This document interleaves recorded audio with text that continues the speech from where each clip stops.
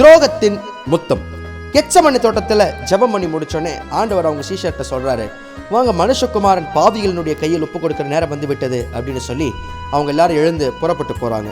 அப்படி புறப்பட்டு போகும்போதே யூதாஸ் காரியோத் அப்படின்ற ஆண்டவரோட சீஷர்ல ஒருத்தரும் இந்த ரோம அரசாட்சி சேர்ந்த இந்த பிரதான ஆசாரியர் ஜனக்கூட்டத்தார் எல்லாரும் சேர்ந்து பெரிய கம்பு ஈட்டி எல்லாத்தையும் எடுத்துக்கிட்டு ஆண்டவரை பிடிக்க வராங்க. அந்த ராத்திரியில இந்த யூதாஸ் காரியோத் அப்படின்றவன் நம்முடைய ஆண்டவராகிய இயேசு கிறிஸ்துவனோட 12 சீஷர்கள்ல ஒருத்தர். ஆண்டவரை 30 வெள்ளிக்காசுக்காக காட்டி கொடுக்க சம்மதிச்ச ஆளு. இவங்க எல்லாரும் ஆண்டவரை பிடிக்க வரும்போது இவர் எதிர்கொண்டு வராரு. நீங்க யாரை தேடுகிறீர்கள்? நசரேயனாகிய இயேசுவை தேடுகிறோம், நான் தான் அவர் அப்படின்னு சொல்றாரு. இந்த யூதாஸ் காரியோத்து ஆண்டவர்கிட்ட போய் ரபி வாழ்க, அதாவது போதகரே வாழ்கன்னு சொல்லி அவரை முத்தம் செய்கிறான்.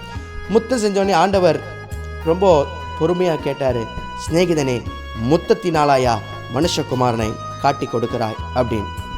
இந்த யூதாஸ் காரியோத் முத்தத்தினால தேவகுமாரனை காட்டி கொடுத்தார். ஆண்டவர் எவ்வளவோ பாடுகளை சகிச்சாரு, அடி உத எல்லாத்தையும் வாங்கினாரு. இந்த துரோகத்தையும் அவர் சகித்து கொண்டார். நம்மளுடைய வாழ்க்கையிலும் இன்னைக்கு அநேகர் நமக்கு துரோகம் செய்யலாம்.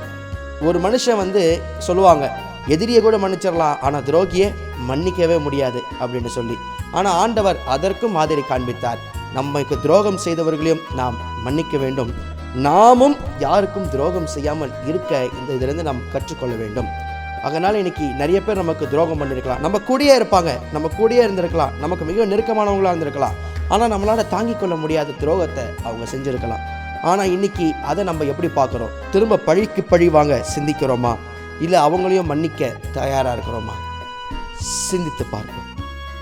காட்டி கொடுத்தான் 30 வெள்ளி காசுக்காகவே கர்த்தரே சுவை. காட்டி கொடுத்தான் 30 வெள்ளி காசுக்காகவே கர்த்தரே சுவை. கொலை செய்யவே கொண்டு போனாரே கொல்கொதா மலைக்கு இயேசுவை. கொல்கொதா மலைக்கு இயேசுவை.